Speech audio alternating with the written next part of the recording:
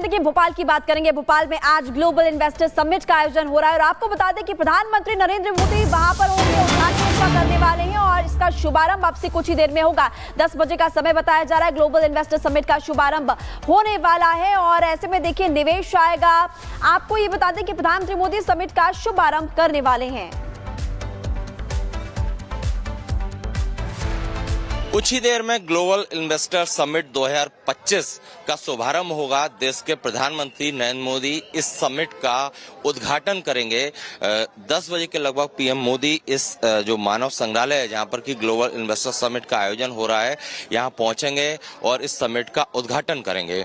2 दिन तक ये समिट चलने वाली है और इसका समापन अमित शाह के द्वारा करवाया जाएगा। सबसे बड़ी बात यह कि इस ग्लोबल इन्वेस्टर समिट में देश और दुनिया के बड़े उद्योगपति शामिल हो रहे हैं। करीब 25,000 मेहमान इस समिट में आएंगे। छोटे से लेकर बड़े व्यापारी इस समिट में शामिल हो रहे हैं और यह समिट कहीं ना कहीं मध्य प्रदेश के विकास के लिहाज से काफी महत्वपूर्ण है। मंत्री तुलसी सिलावट हमारे साथ हैं। सर, ये समिट मध्य प्रदेश के डेवलपमेंट के लिहाज से कितनी महत्वपूर्ण है? विकास और प्रगति का नींव का पत्थर साबित होगी यह समिट।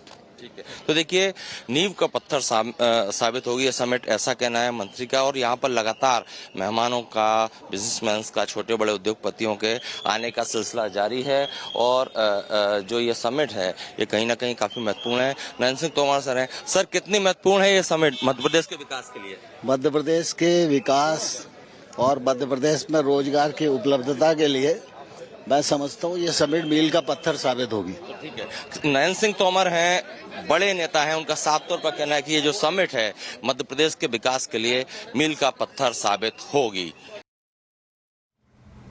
तो इन्वेस्टर समिट की आज से शुरुआत हो रही है। सीएम मोहन यादव ने कहा है कि इस समिट से एमपी में निवेश के नए मौके खुलेंगे। मैं आज के इस अवसर पर यह इतिहास की नई घटना, जब विकास के मामले में दुनिया भर के उद्योगपतियों के साथ हम निवेश की बड़ी एक समिट का आयोजन कर रहे हैं और इसमें कई सारे प्रकार से विकास के नए कीर्तिमान बनाए जाएंगे।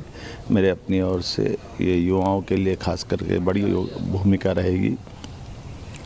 उद्योग एवं रोजगार वर्ष हमने जब घोषित किया तो ऐसे में स्वाभाविक रूप से इस तरह की इन्वेस्टर समिट करने से मध्य प्रदेश आर्थिक रूप से भी समृद्ध होगा।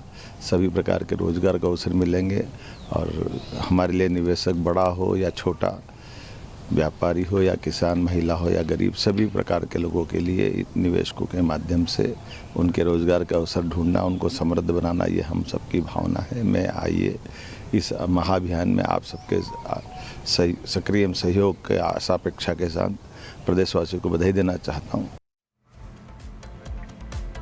और देखिए मध्य प्रदेश के मुख्यमंत्री को आप सुन रहे थे और ग्लोबल इन्वेस्टर समिट अब से कुछ देर में शुरू भी होने वाला है। सत्यविजय हमारे साथ जुड़े हुए। सत्यविजय, जरा दर्शकों को ये जानकारी दीजिए कि कितनी देर में प्रधानमंत्री मोदी इसका शुभारंभ करने वाले हैं और ये क्यों महत्वपूर्ण है, क्यों खास है?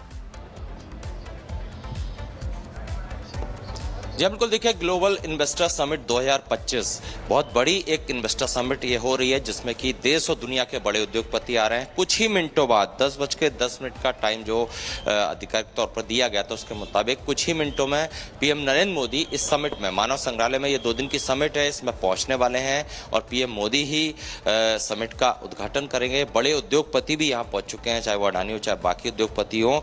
करीब देश और दुनिया से करीब 25,000 मेहमान इस समिट में जुटे हैं और मध्य प्रदेश के लिहाज से समिट इसलिए भी महत्वपूर्ण है क्योंकि Madhya Pradesh centre of India है। यहाँ से अगर यहाँ पर उद्योगपति आते हैं तो उन्हें कई तरह की सुविधाएं मिलेंगी और सीएम मोहन यादव ने भी ये कहा है कि अगर उद्योगपति यहाँ पर अपना उद्योग स्थापित करते हैं, इन्वेस्टमेंट करते हैं तो उन्हें बहुत ही आसान नीति के तहत सुविधाएं दी जाएंगी और इसी लिहाज से यहाँ पर दुनिया भर से जो उद्योगपति हैं वो यहाँ पर पहुंच रहे हैं। कुछ मिनटों में समिट का उद्घाटन होगा। बिल्कुल सत्यविजय, आप बता रहे हैं किस तरह से अपने आप में बहुत खास है और बहुत सारी सौगातें मध्य प्रदेश के लिए लेकर आने वाला है। इस पर हमारी नजर रहेगी। बहुत शुक्रिया जुड़ने के लिए और जानकारियां देने के लिए।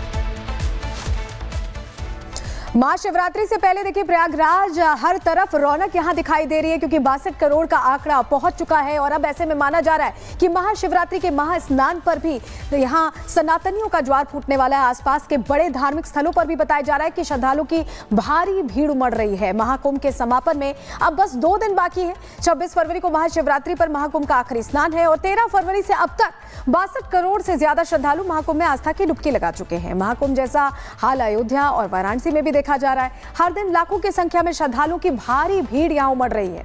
तस्वीर आप देख रहे हैं, लगातार श्रद्धालु पहुंच रहे हैं स्नान ध्यान करने और अब क्योंकि सिर्फ 2 दिन का वक्त बचा है, ऐसे में लोग इस मौके को गंवाना नहीं चाहते। 3 तस्वीरों के जरिए आपको दिखा रहे हैं कि सिर्फ प्रयागराज में ही नहीं, अयोध्या और वाराणसी में भी दर्शन के लिए सनातनी बड़ी संख्या में पहुंच रहे हैं, श्रद्धालु बड़ी संख्या में पहुंच रहे हैं। एक तरह से त्रिवेणी में स्नान ध्यान करने के साथ साथ रामलला के दर्शन, शिव शंकर के दर्शन करके वो इस मौके को और खास बना रहे हैं। और यही वजह है कि सिर्फ महाकुंभ में रिकॉर्ड नहीं बन रहा है, बल्कि अयोध्या और वाराणसी में भी रिकॉर्ड श्रद्धालु दर्शन के लिए पहुंच रहे हैं। बिल्कुल, आपको ये 3 तस्वीरें नजर आ रही है। एक तरफ प्रयागराज धाम में श्रद्धालु देश विदेश से पहुंच रहे हैं, आस्था की डुबकी लगा रहे हैं, जय श्री राम और हर हर महादेव की गूंज सुनाई दे रही है। तो उसके बाद जो लोग हैं वो अयोध्या भी जा रहे हैं रामलला के दर्शन करने के लिए और वाराणसी के काशी विश्वनाथ मंदिर में भी लोग पहुंच रहे हैं।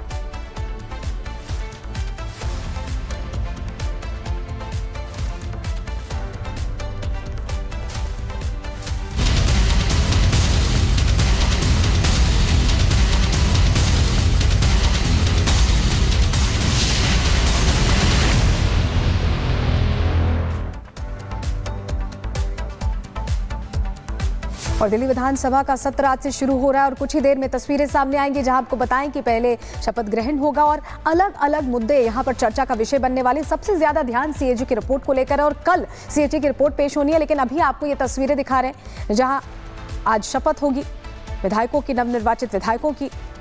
और ये तस्वीर आप उपराज्यपाल की देख रहे हैं बैठक करते हुए। आज से दिल्ली विधानसभा का पहला सत्र शुरू हो रहा है, 24 से लेकर 27 फरवरी तक रहने वाला है। नवनिर्वाचित विधायकों को शपथ दिला दी गई है, ये जानकारी मिल रही है और उपराज्यपाल ने शपथ दिलवाई है। ये तस्वीर आप देख रहे हैं। तो इसी के साथ शुरुआत हो रही है आज सत्र की।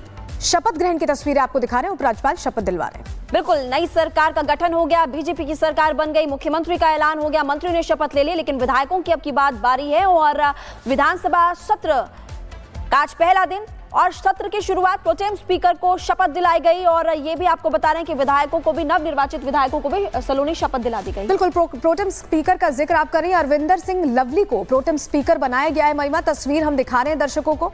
आज शपथ हो रही है और कल रिपोर्ट पेश होने वाली है और ऐसा लग रहा है कि दिल्ली सरकार पूरे समय एक्शन प्लान के साथ यहाँ पर इस सत्र में शुरुआत करने वाली है, क्योंकि जो वादे किए थे उन्हें पूरा करना। और तस्वीरें आपको दिखा रहे हैं, उपराज्यपाल वीके सक्सेना शपथ दिलवा रहे हैं अरविंदर सिंह लवली को प्रोटेम स्पीकर के तौर पर। और इसके बाद प्रोटेम स्पीकर जो पूरी वो होती है, एक तरह से सीरीज होती है, प्रोटेम स्पीकर ही चुनाव करते हैं स्पीकर का।